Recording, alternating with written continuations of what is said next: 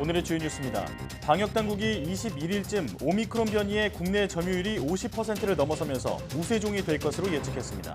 또 거리두기 완화 정도에 따라 다음 달 말 위중증 환자가 1,700명까지 늘어날 것으로 내다봤습니다. 오미크론 변이가 우세종이 되며 하루 확진자가 7,000명을 넘기면 확진자의 격리 기간이 현행 10일에서 7일로 단축됩니다.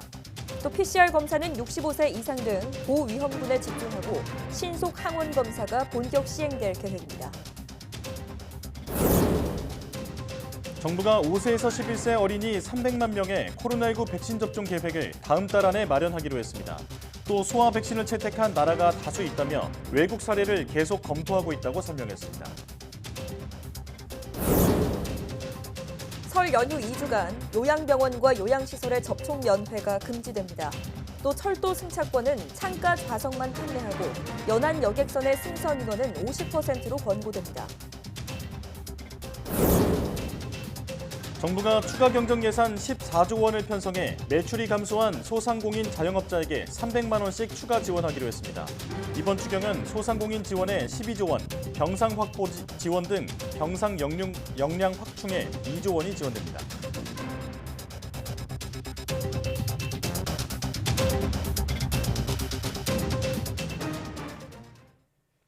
여러분 안녕하십니까? 사이언스 투데이 시작합니다. 방역당국은 국내에서도 약 일주일 후 코로나19 새 변이 오미크론이 우세종이 될 것으로 전망했습니다. 특히 사회적 거리두기 완화 정도에 따라 다음 달 말 확진자는 최대 3만 명, 위중증 환자는 1,700명까지 늘어날 수 있다고 내다봤습니다. 질병관리청의 수리 모형에 따르면 오는 21일쯤 오미크론 변이의 국내 점유율이 50%를 넘어서면서 우세종으로 전환될 것이라는 전망이 나왔습니다. 질병청은 입국 차단, 확산 억제 조치를 통해 오미크론의 우세종화 속도를 늦추고 있지만 방역 조치를 완화하면 빠르게 우세종화해 확진자가 급증할 것이라고 밝혔습니다.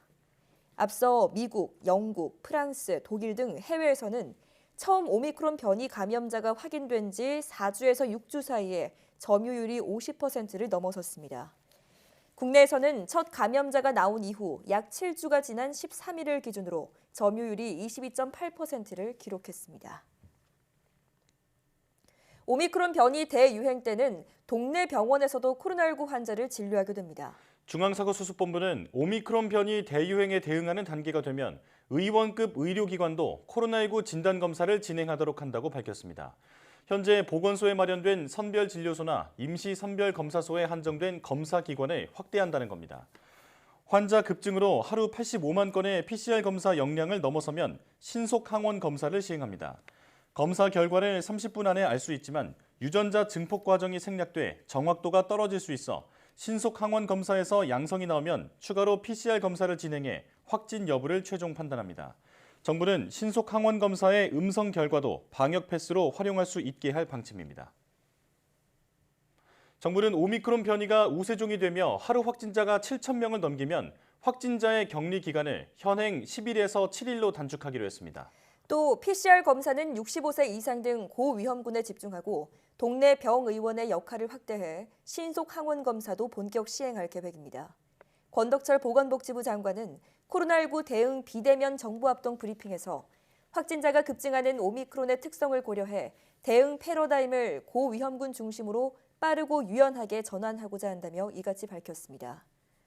우선 오미크론 변이가 우세종이 되기 전까지는 확진자 발생을 최대한 억제하고 유행 급증에 대비해 방역과 의료 인프라를 확충하되 확진자가 크게 늘어나면 주요 목표를 고위험군 관리와 중증화 방지에 두겠다고 설명했습니다. 설 연휴 2주간 요양병원과 요양시설에 접촉 면회가 금지됩니다. 성묘와 봉안시설의 재래실도 폐쇄되며 실내 봉안시설에서는 사전 예약제가 운영됩니다. 또 철도 승차권은 창가 좌석만 판매하고 연안 여객선의 승선 인원은 50%로 권고됩니다. 아울러 고속도로 통행료는 정상적으로 징수되며 휴게소 내 취식은 금지됩니다. 정부는 설 연휴에 대규모 인구의 이동으로 오미크론 확산이 폭증하고 고령층이 대거 감염될 우려가 있다며 감염 위험을 최소화하기 위한 특별 방역 조치를 시행한다고 밝혔습니다. 그러면서 설 연휴에 고향 방문과 여행 등의 이동을 최대한 자제해달라며 불가피하게 귀향해야 한다면 3차 접종 완료자만 소규모로 짧은 시간 방문하기를 권고했습니다. 정부는 오미크론 확산에 대응해 5살에서 11살 사이 어린이 300만 명에 대한 접종 계획을 다음 달 안에 마련하기로 했습니다.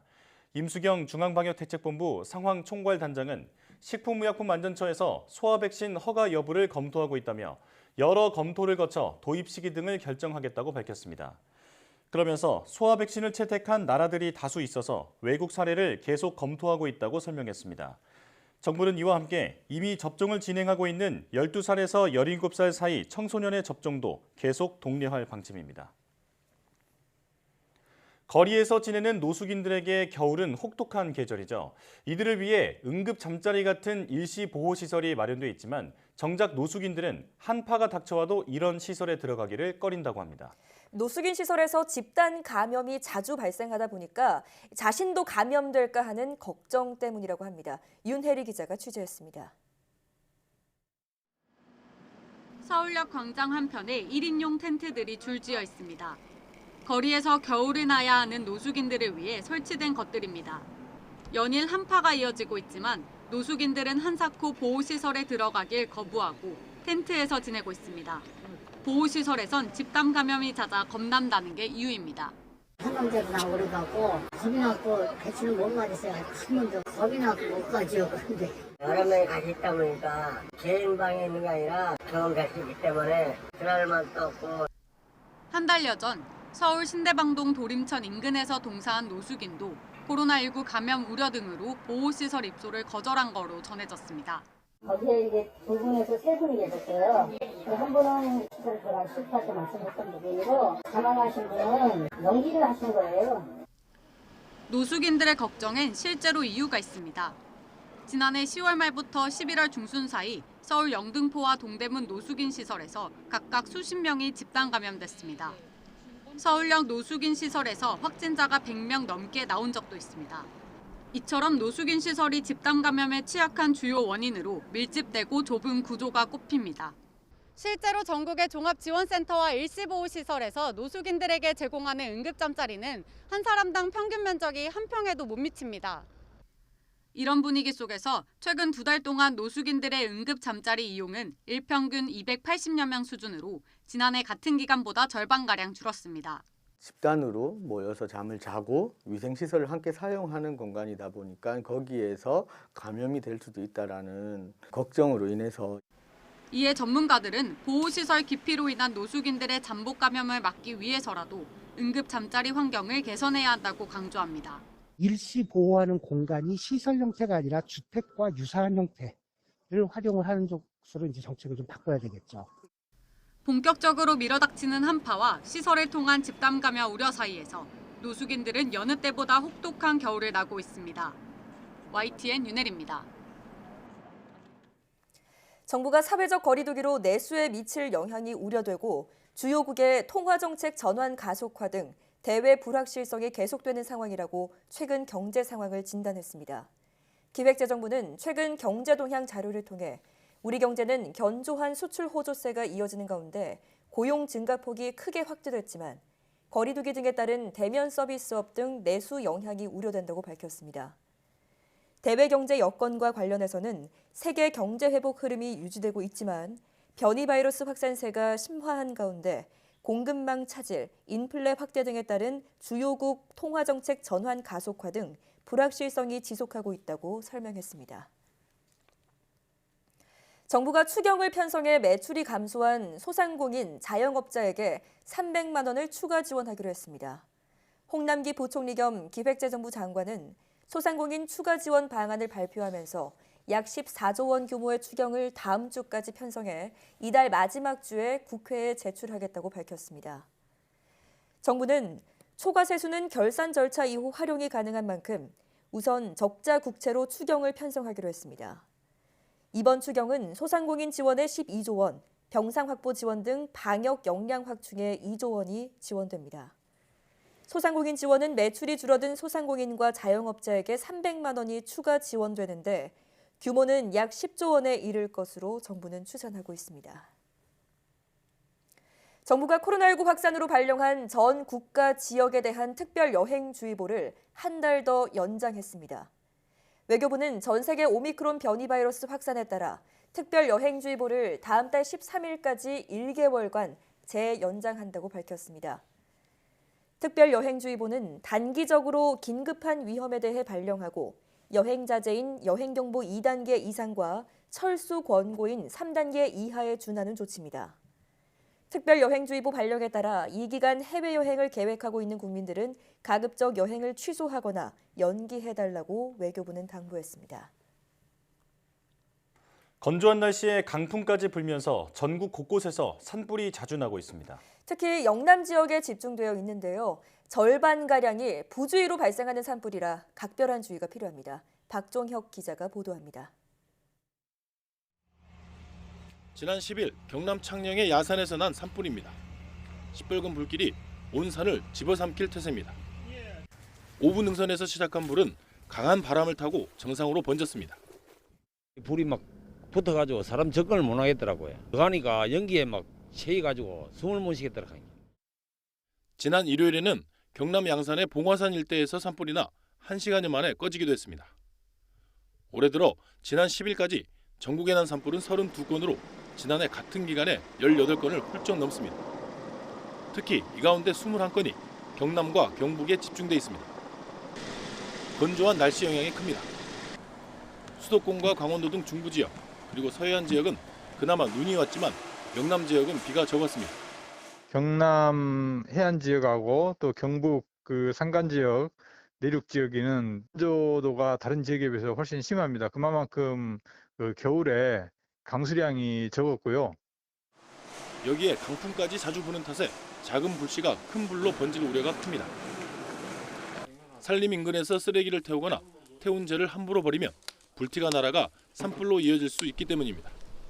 산과 연접한 지역에 있는 논밭에서 농산 폐기물을 소각하거나 또한 그 산과 붙어 있는 집 안에서라도 불씨 취급에 대해서 매우 주의를 해주셔야 되는 시기입니다.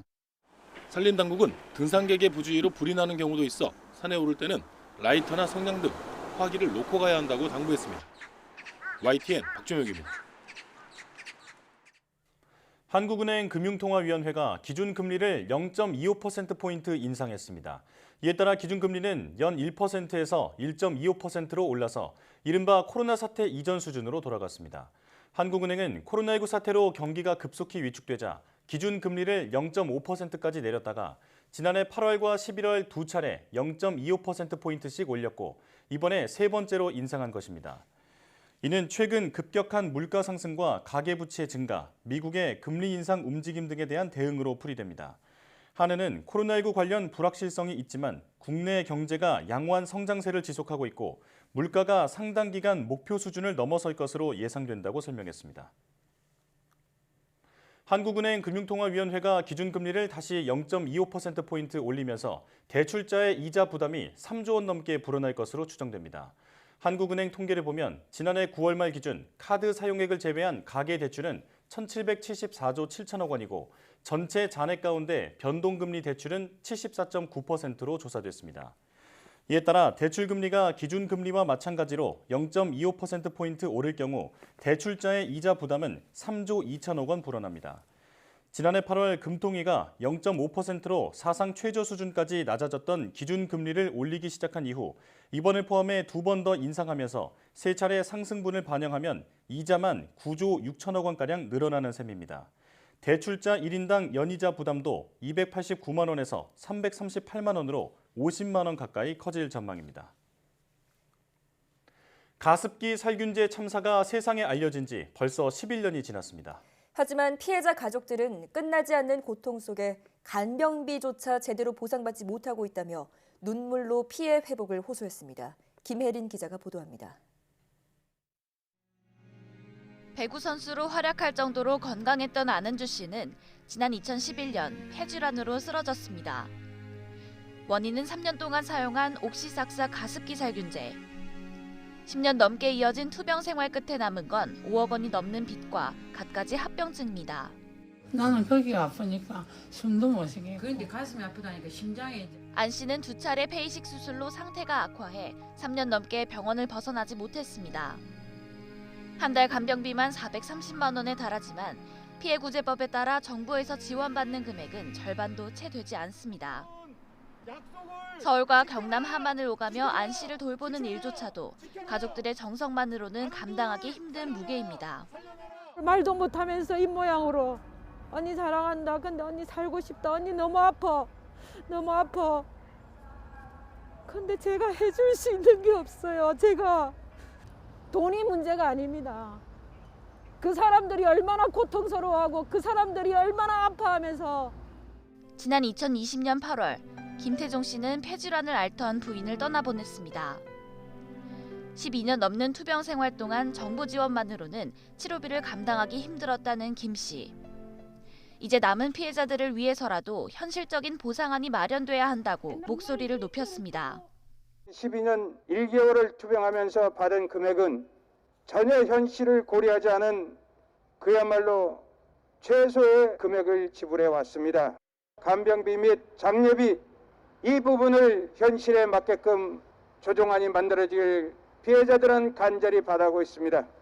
가습기 살균제 참사가 알려진 지 10년째 되는 날, 피해 배보상을 위한 조정위원회가 꾸려졌지만 조정안은 5개월이 다 되도록 감감무소식입니다. 그 사이 폐이식을 받고 투병하던 김응식 씨가 숨지고 안은주 씨는 수차례 생사의 고비를 넘겼습니다. 제가 주고 자식에게 어떻게 이런 빚을 안기고 저는 도저히 억울해서 두 눈을 감지 못할 것 같습니다. 가습기 살균제 제조업체 가운데 가장 많은 사람이 피해를 본 옥시에 대해선 이미 재판에서 유죄가 확정됐지만 SK케미칼과 애경산업은 1심에서 무죄 판결을 받아 항소심이 진행 중입니다. 피해자 가족들은 하루빨리 현실성 있는 피해 회복 방안을 마련해달라며 거리로 나선 가운데 제조업체들이 조정위원회를 통해 사회적 책임을 다해야 한다는 목소리가 커지고 있습니다. YTN 김혜린입니다.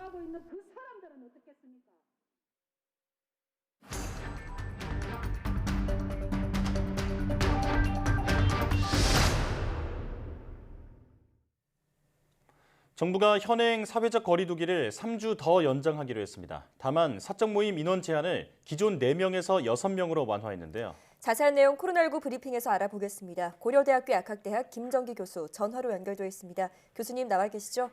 네, 안녕하세요. 예, 정부가 현행 사회적 거리 두기를 3주 연장하면서 사적 모임 인원 제한만 4명에서 6명으로 다소 완화했습니다. 통상 2주씩 연장하던 걸 3주 연장한 데는 설 연휴 방역을 고려한 판단이겠죠? 네, 맞습니다. 2주만 연장을 하게 됐을 경우에는 설 연휴에 딱 중간에 걸리게 되거든요. 그렇기 때문에 설 연휴를 모두 포함하고 그리고 일정 부분 또 휴가를 내시면서 설 연휴 이후 며칠 동안 또 휴가를 내시는 분들까지 고려를 했다. 그래서 3주 동안 사회적 거리 두기를 연장하는 걸로 이렇게 발표가 됐다라고 보시면 될 것 같습니다. 예. 근데 이번에 연장됐던 거의 대표적인 이유 중에 하나는 뭐 잘 아시는 것처럼 현 시점에서 오미크론 검출률이 20%지만 향후 1, 2주 후에는 우정화될 가능성이 상당히 높거든요. 네. 그래서 현 시점에 만약에 거리두기 연장을 하지 않고 방역 조치를 완화했을 경우에는 이 설 연휴 자체가 기폭제가 돼서 폭발적인 확산이 이루어질 가능성이 있다라고 해서 방역 당국에서는 3주를 더 연장했다 이렇게 보시면 될 것 같습니다. 네. 자, 이렇게 설 연휴를 고려한 사회적 거리두기 조정안이 발표가 됐는데요. 그 중에서 영업시간이 아닌 사적 모임 규모를 조정한 것을 좀 눈여겨봐야 할 것 같은데 코로나19 확산의 인원 제한보다는 영업시간이 더 큰 영향을 미친다 이렇게 판단한 걸까요? 그건 아닙니다. 앞서도 잠깐 말씀드린 것처럼 기본적으로 방역 당국의 입장은 현행 거리 두기를 유지한다라는 부분인데요. 네. 다만 그동안 여러 차례 명절마다 방역 조치 강화로 고향 방문이나 가족 모임이 어려웠었거든요. 네. 그렇기 때문에 국민의 피로감이라든가 아니면 방역 조치 수용성을 고려해서 최소한의 가족 모임을 허용하는 방향으로 결정을 했다라고 보시면 될 것 같습니다. 예. 다만 또 특이한 점 중에 하나는 과거의 어떤 명절 때랑 다르게 현재는 백신 접종률이 2차가 85% 그리고 3차가 44%에 달하거든요. 그렇기 때문에 최소한의 가족 모임은 어느 정도 괜찮지 않을까라는 판단을 했다라고 보시면 될 것 같습니다. 네, 가능한 수준에서는 최소한의 완화를 했다 이렇게 보면 되겠습니다. 거리 두기와 함께 설 연휴 특별 방역 대책도 함께 발표가 됐습니다. 내용은 지난 추석 때와 크게 다르지 않아 보이는데 이번에는 오미크론이라는 큰 변수가 있지 않습니까? 감염 확산을 막으려면 어떤 점을 주의해야 할까요? 가장 중요한 거는 기본에 충실한다라고 보시면 될 것 같습니다. 예. 따라서 개인 방역 수칙을 철저히 지키게 되고 특히나 고향 방문 시에는 가족, 특히 부모님 이외에 불필요한 모임은 자제하는 게 가장 필요하다라고 볼 수가 있고요. 네. 그리고 고향 방문 이후에는 호흡기 증상이 만약에 있다라고 하면 반드시 진단 검사를 받는 게 가장 필요하다. 그래서 앞서 말씀드린 것처럼 기본에 충실하는 것이 오미크론에도 효과적이다라고 볼 수가 있습니다. 네. 기본 방역 수칙을 철저하게 준수하는 것에 대한 중요성을 다시 한번 강조해 주셨습니다. 자, 또 해외 입국자 확진 사례가 매일 역대 최대를 기록하고 있는 가운데 방역 당국 역시 오미크론이 국내에서 곧 우세종이 될 것이다 이렇게 전망을 하고 있는데요. 그렇게 되면 확진자 폭증 배제할 수 없겠죠? 네, 맞습니다. 전파력 자체가 오미크론이 델타 대비 최소 2배에서 많게는 6배까지 높다라고 평가를 받고 있기 때문에 일단 국내에서도 우점화가 될 경우에는 확진자 증가, 특히 폭증은 불가피하다 이렇게 보시면 될 것 같습니다. 네. 그렇기 때문에 이달 현행 거리두기 유지상에도 이달 말에는 한 10,000명, 그리고 2월 말에는 한 3만 명까지 증가할 수 있다라고 질병청에서 발표를 하기도 했는데요. 네. 지금 그러니까 신규 확진자가 증가하는 것은 불가피하지만 가장 중요한 부분은 물론 이에 더불어서 입원 환자와 위중증 환자도 증가는 합니다. 근데 가장 중요한 부분이 우리 의료 시스템이 감당 가능하냐라는 부분이 가장 중요하고요. 네. 만일 우리 의료 시스템 그동안 준비해오는 우리 의료 시스템이 감당이 어려울 경우에는 그러니까 우리 그 범위를 넘어서 위중증 환자나 입원 환자가 늘어날 경우에는 불가피하게 거리두기가 강화될 수밖에 없다 이렇게는 보고 있습니다. 네. 자, 정부는 오미크론이 우세종이 돼서 하루 확진자가 7,000명을 넘어서면 오미크론 대비 방역 체계에 돌입하겠다고 밝혔습니다. 격리 기간을 7일로 줄이고 진단 검사도 신속 항원 검사를 더 확대하겠다고 했는데요. 내용은 어떻게 보셨습니까? 일단 지금 수준에서 적절한 대응 방법들이 발표됐다 이렇게는 보고 있습니다. 네. 그러니까 확진자가 격리자가 7일로 이제 격리 기간이 단축되는 부분은 물론 7일 동안 하면 그 다음엔 안전하냐라고 하는 부분은 아니고요. 불가피하게 사회 필수 인력 등 기능을 고려해서 단축시킨다라고 보시면 될 것 같고. 예. 진단 부분에 있어서는 PCR로 감당이 안 될 수가 있기 때문에 신속 항원 검사가 도입되는 부분이고요. 이와 더불어서 치료 관련에도 이제 발표가 있었거든요.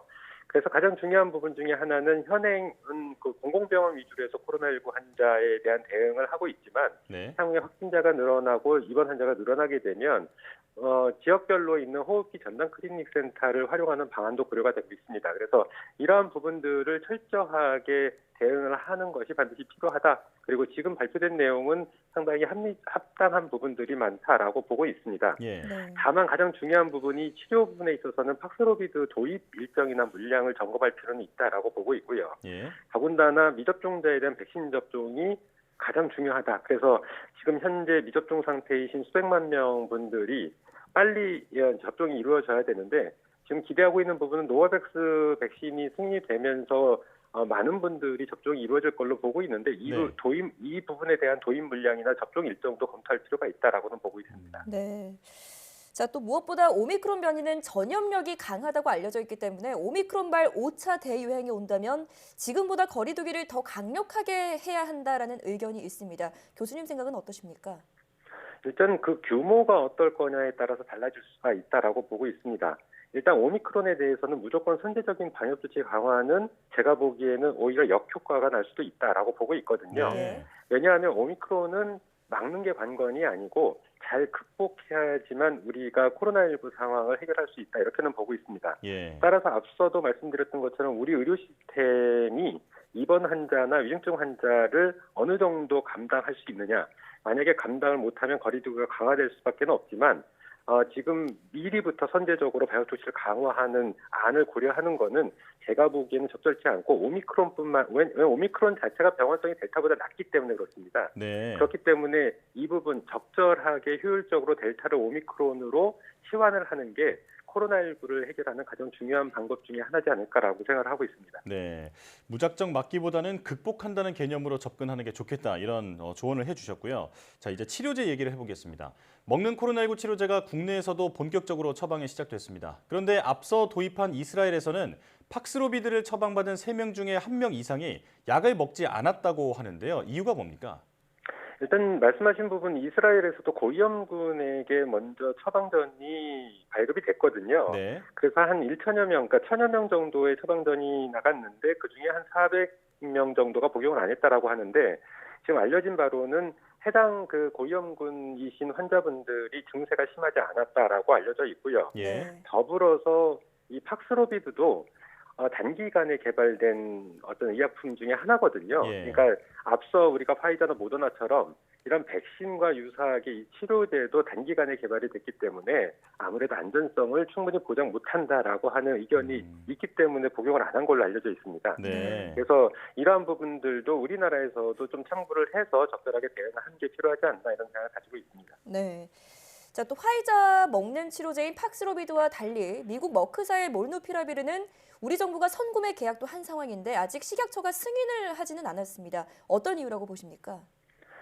가장 중요한 부분이 효능과 안전성인데 효능도 당시 임상시험 결과 중간 발표에서는 50% 정도의 효능이 있다라고 돼 있었는데 네. 최종 결과에서는 30%로 나왔거든요. 예. 만약에 실제로 적용했을 때는 효능이 더 감소할 수가 있기 때문에 이 30%가 안 되는 어떤 효능이 유효성이 치료제로서의 가치가 있느냐라고 하는 부분이 먼저 있고요. 예. 더군다나 가격도 상당히 비싸거든요.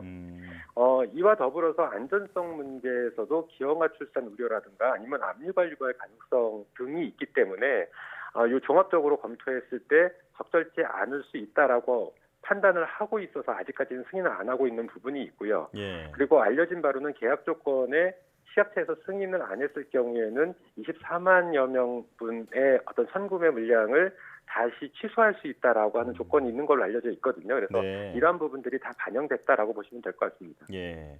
자, 약효라든지 가격이라든지 어떤 여러 가지가 고려되고 있는 것으로 보입니다. 자, 여기까지 듣겠습니다. 코로나19 브리핑 고려대학교 약학대학 김정기 교수와 함께했습니다. 교수님 고맙습니다. 네, 감사합니다.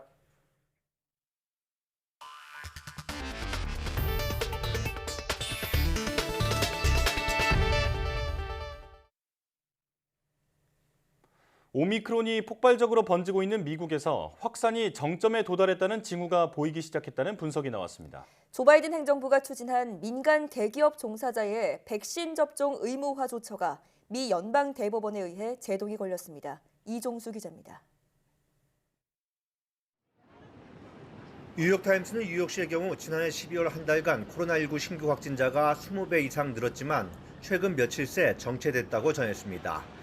뉴저지 메릴랜드주에선 이번 주 들어 신규 확진자가 소폭 감소했고 시카고, 로스앤젤레스 등 주요 대도시에서도 상승세가 한풀 꺾이면서 정체되는 양상이 나타나고 있습니다.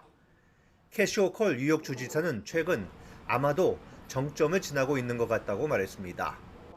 다만 미국 전국적으로 보면 여전히 코로나19는 확산 중이어서 지난 12일 기준 미국의 7일간 하루 평균 신규 코로나19 확진자는 78만 1천여 명으로 또다시 최다 기록을 경신했습니다. 조 바이든 대통령은 이처럼 오미크론 확산에 따라 검사 키트 5억 개를 추가로 확보하고 고품질 마스크를 무료로 제공하겠다고 밝혔습니다. 또 이번 환자 급증으로 한계 상황에 직면한 의료시설을 위해 군 의료진을 추가로 투입하기로 했습니다. I'm announcing our next deployment of 6 additional federal medical teams, a total of more than 120 military medical personnel to 6 hard-hit states, Michigan, New York, New Jersey, Ohio, Rhode Island. 미국 대학들도 재차 방역 조치를 강화하고 나섰습니다. 뉴욕 로체스터 대학 등 미국 대학들은 올해 초부터 대면 수업 본격화 방침을 바꿔 온라인 수업으로 진행하기로 했습니다. 프린스턴 대학과 예일대는 일단 캠퍼스로 복귀하면 다음 달 초까지 캠퍼스를 벗어나지 말라고 학생들에게 지침을 내렸습니다. 이런 가운데 미 연방 대법원은 과거 이런 강제 명령을 내린 적이 결코 없었다며 조 바이든 행정부가 추진한 민간 대기업 종사자의 백신 접종 의무화 조치를 무효로 만들었습니다. 다만 의료 종사자에 대한 백신 접종 의무화는 유지했습니다. YTN 이종수입니다. 코로나19 대유행 여파로 미국 대학생 숫자가 지난 2년 동안 100만 명 이상 감소한 것으로 나타났습니다. 비영리 단체 전미 학생정보 리서치센터에 따르면 코로나 대유행 이전인 2019년 미국 대학에 등록한 학부생은 1,546만 명이었으나 지난해 1,444만 명으로 줄었습니다. 지난 2년 사이 대학생이 6.6% 줄어든 것으로 50년 만에 가장 큰 하락폭이라고 리서치센터는 밝혔습니다. 또 대학생들이 코로나 대유행 시기에 학업보다 취업을 선택한 것으로 보인다고 분석했습니다. 리서치센터는 학생들이 고등교육을 포기하고 취업 전선에 바로 뛰어드는 것은 장기적으로 잠재적인 소득 능력을 저하하고 국가 경제에도 좋지 않은 영향을 미칠 수 있다고 우려했습니다. 미국의 기업인 절반 이상이 인플레이션은 최소 내년 중반까지 지속할 것이라고 예상하는 것으로 나타났습니다. 비영리 경제조사기관 컨퍼런스 보드가 지난해 10월에서 11월 글로벌 기업 최고 경영자 917명 등을 대상으로 설문조사한 결과 82%는 가격 상승 압력에 직면한 상태라고 답했다고 월스트리트 저널이 현지 시각 13일 보도했습니다. 설문에 응한 미국의 CEO 중 59%는 물가 상승률이 최소 2023년 중반 또는 그 이후까지 계속 높아질 것으로 내다봤습니다. 또 중국의 제조업체들은 원자재 가격 상승을 우려했고 유럽의 CEO들은 에너지와 식료품 관련 물가의 상승을 목격하고 있다고 밝혔습니다. 영국이 코로나19 확진자 격리 기간을 7일에서 5일로 줄입니다. 사지드 자비드 영국 보건부 장관은 현지 시각 13일 하원에서 잉글랜드는 백신 접종 완료자에 한해 다음 주부터 격리 기간을 단축한다고 밝혔습니다. 자비드 장관은 영국 보건안전청 자료를 인용하며 확진자의 3분의 2는 5일이 지나면 감염력이 없다고 말했습니다. 백신 2회 접종자가 5일과 6일 차에 신속 항원 검사에서 음성 결과를 받으면 6일 차에 격리를 끝낼 수 있게 됩니다. 지금은 6일과 7일 차에 음성 결과가 나오면 만 7일이 지나서 해제됩니다. 다만 그때도 양성 결과가 나오면 10일을 꽉 채워야 합니다. 일본 정부가 외국인 신규 입국을 원칙적으로 금지하고 있는 가운데 유학생의 경우 일부 입국을 허용하는 방안을 검토하고 있는 것으로 나타났습니다. 일본 정부 대변인인 마스노 관방장관은 정례 기자회견에서 유학생의 신규 입국에 대해서는 졸업이나 진급 등이 다가오는 학생도 있는 상황 등을 감안해 대응을 검토할 것이라고 말했습니다. 니혼 게이자이 신문은 일본 정부가 실습으로 학점을 따지 못하면 졸업을 할 수 없는 등의 사정이 있는 국비 유학생에 한해 입국을 허용하는 방안을 검토하고 있다고 보도했습니다. 필리핀의 수도 마닐라에서 코로나19 방역을 위해 백신 미접종자의 대중교통 이용을 제한해 기본권 침해 논란이 일고 있습니다. 국제인권단체 엠네스티는 백신 미접종자를 상대로 부당한 제재를 가하는 것이 대유행에서 벗어나는 방법은 아니라면서 이번 조치는 집 밖에서 근무할 수밖에 없는 빈곤층에 큰 타격을 준다고 지적했습니다. 필리핀 인권위원회도 기본권 행사를 크게 제약하고 있다고 비판했습니다. 이에 대해 필리핀 교통부는 모든 시민을 보호하고 대중교통 운행 중단 사태를 방지하기 위한 것이라고 해명했습니다. 현재 마닐라 일대에서는 백신 미접종자의 대중교통 이용이 금지됐고 식료품을 사거나 치료 등을 위해 이동할 때도 당국의 허가를 받아야 합니다. 북한이 지난해 해킹을 통해 약 4억 달러 규모의 가상화폐를 빼앗았다는 분석이 나왔습니다. 특히 다양한 가상화폐를 섞어 해킹한 뒤 이를 여러 차례 걸쳐 세탁하고 디파이 플랫폼을 사용하는 등 고도화된 수법을 사용하는 것으로 드러났습니다. 김원배 기자가 보도합니다. 지난해 8월 일본계 가상화폐 거래소인 리퀴드닷컴이 9,700만 달러 규모의 가상화폐를 해킹당했습니다. 미국의 블록체인 분석업체인 체이널리시스는 이 사건의 배후로 북한을 지목했습니다. 체이널리시스는 이 사건을 포함해 북한이 지난해 모두 3억 9,500만 달러, 우리 돈으로 약 4,680억 원 규모의 가상화폐를 해킹한 것으로 집계했습니다. 이 같은 작업은 주로 라자루스 그룹으로 알려진 북한의 해킹 그룹이 주도했다고 체이널리시스는 추정했습니다. 라자루스는 북한군 정찰총국과 연계된 것으로 추정되는 집단으로 미국과 유엔 제재 명단에 포함되어 있습니다. 라자루스는 2014년 미국 소니 픽처스 해킹, 2016년 방글라데시 중앙은행 해킹, 2017년 랜섬웨어 워너크라이 유포, 2019년 인도 현금 인출기 공격 등의 배후로 의심받고 있습니다. 지난해 북한이 해킹한 가상화폐에서 비트코인이 차지하는 비율은 20%로 2017년 100%에서 5분의 1 수준으로 하락했습니다. 이더리움 비율이 58%로 가장 높았고 알트코인과 이더리움 기반의 ERC20 토큰이 나머지 22%를 차지했습니다. 북한은 알트코인과 ERC20 토큰을 거래소에서 이더리움으로 교환해 이더리움과 섞은 뒤 이를 다시 비트코인으로 바꾸고 기존 비트코인과 합쳐 세탁한 후 이를 새로운 지갑에 저장했습니다. 그런 다음 아시아 기반의 가상화폐 거래소로 옮겨 현금화했습니다. 체이널리시스는 북한이 특히 디파이 플랫폼을 사용하고 있다고 밝혔습니다. 디파이는 사용자 정보를 수집하지 않기 때문에 자산 동결 위험 없이 정체를 노출하지 않은 채 한층 다양한 거래소 이용이 가능하다고 지적했습니다. YTN 김원배입니다. 미국에서 유전자 조작 돼지의 심장을 사상 처음 이식받은 환자가 34년 전 흉악 범죄를 저질렀다는 사실이 뒤늦게 드러났습니다. 워싱턴 포스트와 뉴욕타임스는 메릴랜드대 의대에서 돼지 심장을 이식받은 데이비드 베넷이 34년 전 22살인 에드워드 슈메이커를 흉기로 9차례나 찔러 유죄 판결을 받았다고 보도했습니다. 피해자 슈메이커는 19년간 휠체어 생활을 하다 2007년 숨졌다고 전했습니다. 슈메이커의 누나는 돼지 심장 이식 소식을 보고 획기적인 과학 성과라고 생각하다가 환자 이름을 보고 소스라치게 놀랐다며 사람들이 그를 영웅으로 부르는 게 가슴 아프다고 비판했습니다. 돼지 심장을 이식받은 베넷은 수술 7일째인 현지 시각 13일 기대한 것보다 더 좋은 상태로 회복 중인 것으로 알려졌습니다. 호주 서부 온슬로 지역의 기온이 현지 시간 13일 섭씨 50.7도까지 치솟아 기록적인 폭염이 이어졌다고 현지 언론이 보도했습니다. 보도에 따르면 온슬로의 이날 기온은 1960년 1월 호주 남부 우드나타타에서 기록된 최고 기온과 동일했습니다.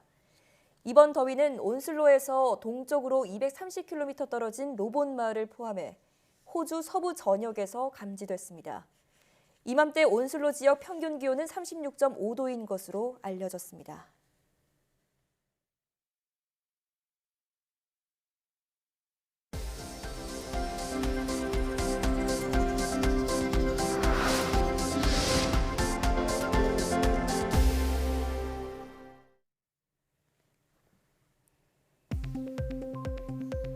코로나19 바이러스가 어린이의 당뇨병 위험을 2.5배 높일 수 있다는 연구 결과가 나왔습니다.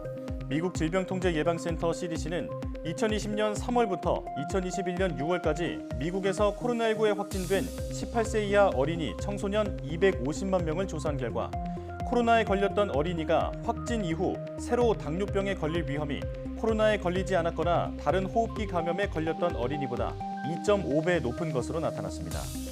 코로나19가 당뇨병 위험 증가와 관련이 있을 가능성은 성인 대상 연구에서도 드러났는데 코로나19 바이러스가 췌장 베타세포를 감염시켜 인슐린 분비가 감소해 제1형 당뇨를 유발할 수 있다는 사실이 밝혀진 바 있습니다.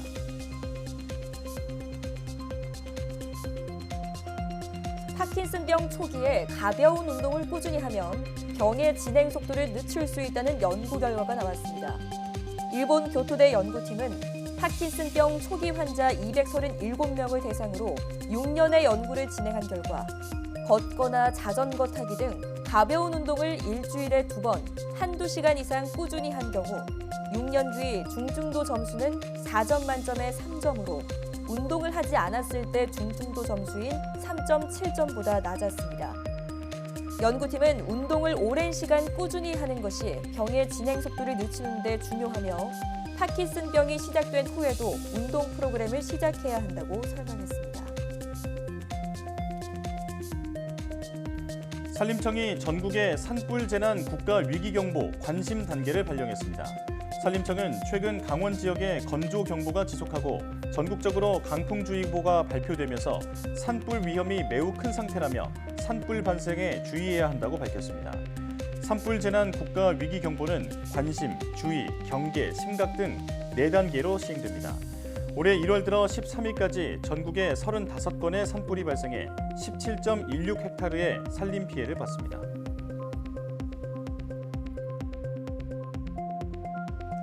국제공동연구진이 남극 빙붕이 스스로 녹는 속도를 일부 조절할 수 있어 해수면 상승이 늦춰질 수 있다는 사실을 세계 최초로 밝혀냈습니다. 극지연구소는 서울대와 경북대, 미국 휴스턴대 등 국제공동연구팀과 함께 쇠빙 연구선 아라온호를 활용해 서남극 스웨이트 빙하 인근 해역을 조사한 결과 남극 빙붕의 자기방어 기작을 세계 최초로 알아냈다고 밝혔습니다. 연구진은 빙붕이 녹는 과정에서 얼음이 녹아 생기는 융빙수 유출이 늘어 인근 해역에서 소용돌이가 생기는데 소용돌이로 인해 차가운 물이 다시 빙붕 아랫부분으로 유입돼 녹는 속도를 늦춰준다고 설명했습니다. 편의점 세븐일레븐은 당국의 요소수 판매처 구매량 제한 조치가 종료됨에 따라 14일부터 요소수 판매를 시작한다고 밝혔습니다. 판매 상품은 롯데 정밀화학에서 생산하는 10리터 제품입니다. 세븐일레븐은 공업단지나 물류센터, 드라이브인 상권에서 요소수 수요가 많을 것으로 예상했습니다.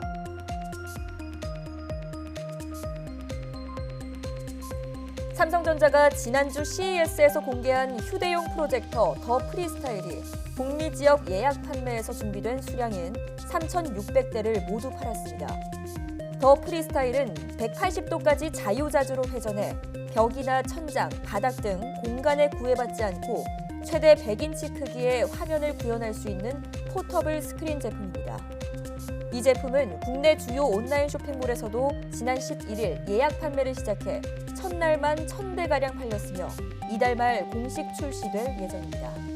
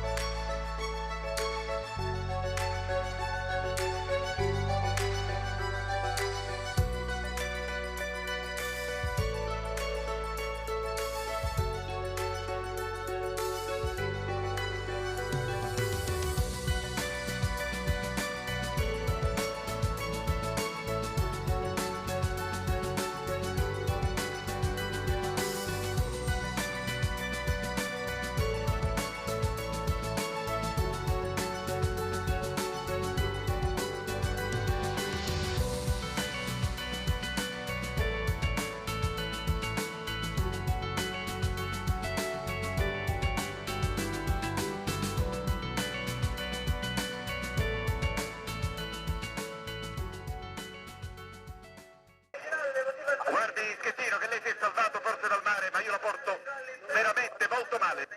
Comandante, per cortesia. No, per cortesia, lei adesso prende e va a bordo. Io sto andando qua con la lancia dei soccorsi, sono sotto qua, non sono andato da nessuna parte, sono qua. Che sta facendo, comandante? Vada a bordo, mi coordini i soccorsi da bordo. Lei si rifiuta? Vada a bordo, è un ordine. Lei non deve fare altre valutazioni, lei ha dichiarato l'abbandono nave. Adesso comando io. Lei vada a bordo.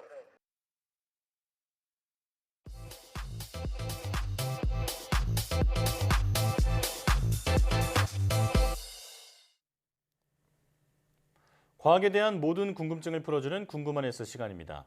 노화는 누구에게나 찾아오는 자연스러운 과정이지만 최대한 젊고 건강하게 나이가 들기를 바라죠. 노화를 늦추고 건강하게 장수하는 비결이 바로 텔로미어에 있다고 하는데요. 텔로미어에 대한 비밀을 지금 바로 화면으로 만나보시죠.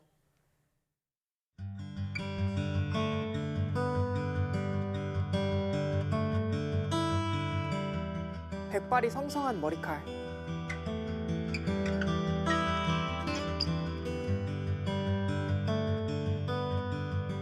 세월의 흔적이 깃든 주름. 이 늙는다는 게 누구나 겪게 되는 자연스러운 생애 과정입니다. 좀 더 과학적으로 들여다보면 몸 안의 세포들이 더 이상 스스로를 유지, 그리고 보수할 수 없고 새로운 세포를 만들어낼 수 없게 된다는 뜻이 되죠. 인간의 몸은 100조 개가 넘는 세포로 구성되어 있고 세포 속에 들어있는 다양한 유전 정보들이 인체의 각 기관을 구성하게 되는데요. 위장 내벽 세포는 2시간 반 정도 살다가 죽어서 새로운 세포에게 자리를 내어주게 되고 적혈구는 3개월을 살고 교체된다고 합니다. 그러나 대부분의 인간 체세포는 25에서 30일 정도 살며 1년 정도면 몸에는 거의 낡은 세포만 남아 죽고 새 세포로 교체됩니다. 1961년 해부학자 레너드 헤이플렉은 세포가 보통 70번 정도 분열하면 더 이상 분열하지 못한다는 것을 발견하고 헤이플릭 한계라고 이름을 붙였습니다. 1980년대 분자생물학자 엘리자베스 블랙번은 그 이유가 세포의 염색체의 양 끝 텔로미어와 관계가 있다는 것을 밝혔는데요. 텔로미어란 염색체 끝에 있는 단백질 보호 덮개로 감싼 DNA로 이루어진 말단의 영역입니다. 우리 일상생활의 소재에 비유하자면 신발끈의 끝이라고 할 수 있어요. 신발끈의 끝은 플라스틱이나 금속으로 마감 처리가 되어 있는데요. 만약 신발끈의 끝부분에 그 마감이 되어 있지 않으면 신발끈은 쉽게 해질 수 있습니다. 텔로미어도 마찬가지입니다. 세포가 분열할 때마다 염색체 끝에 있는 텔로미어가 짧아지고 이것이 다 닳으면 세포 분열을 멈추게 됩니다. 세포가 분열을 멈춘다는 것은 노화로 인해 수명을 다한다는 것을 의미하는데요. 즉, 세포가 노화돼서 죽는다는 뜻이죠. 그러니까 우리 노화와 수명에 직접적인 역할을 하는 것이 바로 이 텔로미어의 마모 여부라고 볼 수 있습니다. 그렇다면 텔로미어가 짧아지지 않도록 하거나 길이를 연장하면 건강하게 오래 사는 게 가능하지 않을까요? 블랙번도 이 생각으로 당시 대학원생이었던 그라이더 교수와 함께 텔로미어를 만드는 효소, 텔로머네이스를 발견했습니다. 하버드대 연구팀은 실험지를 이용해 텔로머네이스의 효능을 연구하던 도중 뜻밖의 결과를 관찰하게 됩니다. 연구팀은 처음에 유전자를 조작하여 텔로머레이스 효소를 없앤 쥐를 사육했습니다. 당연하게도 쥐는 정상 쥐보다 일찍 노화 현상이 찾아왔고 뇌의 크기도 작았으며 불임, 장기 부전 등의 각종 질환 증세를 보였습니다. 그 후 텔로머레이스를 다시 활성화하는 약물을 주사하자 거짓말처럼 손상된 세포가 복구되고 노화의 징후도 사라졌습니다. 이 연구를 진행한 로날드 데피너 박사는 이번 실험에서 노화 과정을 늦추는 것이 아닌 예상치 못한 회춘의 결과를 발견했다고 말했죠. 그런데 이 텔로머레이스가 비정상적으로 활성화되었을 때 나타날 수 있는 세포가 바로 암세포입니다. 그래서 인위적으로 늘리게 될 경우 통제불능의 세포 증식을 촉진할 수 있죠. 암세포의 무한 증식을 막으려면 이 텔로머레이스를 차단하면 되지 않을까라는 생각이 의학계에서도 퍼지게 되었고 텔로머레이스 차단 시험이 연구되고 실행됐습니다. 스위스 로잔 공대 연구팀이 암세포 텔로미어의 산화로 인한 손상과 짧아짐을 막아주는 항산화 효소 2가지를 발견했는데요. 연구팀은 암세포로 가는 이들 두 효소를 차단함으로써 더 좋은 암 억제 효과를 확인했습니다. 암세포의 텔로미어가 텔로머레이스 효소에 의해 보충되긴 했지만 그것만으로 부족해 결국 암세포가 자연적으로 죽는 것이죠. 텔로미어의 길이가 짧을수록 죽음에 이를 가능성이 높고 반대로 텔로미어가 길수록 장수한다는 주장은 정설로 받아들여지고 있습니다. 텔로미어가 길면 세포 분열이 일어나는 시간도 길기 때문이죠. 사람마다 텔로미어의 길이는 서로 다릅니다. 선천적으로 긴 텔로미어를 가진 사람도 있고 짧은 텔로미어를 가진 사람도 있는데 선천적 이유보다 후천적인 이유로 텔로미어의 길이가 결정되는 경우가 많다고 합니다. 후천적으로 텔로미어의 길이가 짧아지는 이유는 무엇일까요? 바로 스트레스입니다. 스트레스 가운데 가장 좋지 않은 유형은 위협 반응과 연관이 있습니다. 스트레스 상황에서 두려움, 불안 등 전면적인 위협을 느끼는 것인데요. 혈관이 수축하고 심장박동이 빨라지면서 혈압이 오릅니다. 손발이 차가워지고 달아나거나 싸우기도 불가능해지죠. 이럴 때는 위협 반응을 도전 반응으로 전환해 텔로미어를 보호해야 하는데요. 사고방식뿐만 아니라 음식이나 운동, 그리고 수면 습관도 텔로미어는 밀접한 연관성을 갖고 있다고 합니다. 텔로미어에는 유산소 운동이 가장 효과적인데요. 일주일에 3번, 40-50분씩 유산소 운동을 하는 것이 이상적이라고 합니다. 오늘 궁금한 에세이에서는 노화와 수명에 영향을 미치는 텔로미어에 대해서 알아봤는데요. 미국 루이지애나 주립대학 교수 조지 브레이는 유전자가 장전된 총알이라면 방아쇠를 당기는 것은 환경이다라는 말을 했습니다. 이처럼 후천적인 노력과 생활 태도로 텔로미어의 길이를 어느 정도 늦출 수 있지 않을까요? 그럼 궁금한 에세이는 여기서 인사드릴게요. 과학에 대한 궁금증이 있다면 언제든 유튜브에 사이언스 투데이를 검색해주세요. 이상 궁금한 에세이였습니다.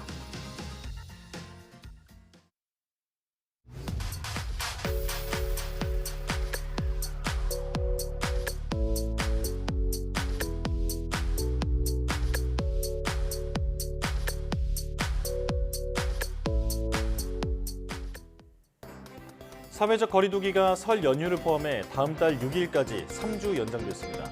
다만 사적 모임 인원 제한은 6명까지로 다소 완화됐습니다. 정부는 오미크론의 우세종화를 눈앞에 둔 상황에서 불가피한 선택이라는 설명인데요. 소상공인과 자영업자 등 고통이 큰 국민을 위한 현실적인 지원도 함께 시행돼야겠습니다. 사이언스 투데이 마칩니다. 함께해 주신 여러분 고맙습니다.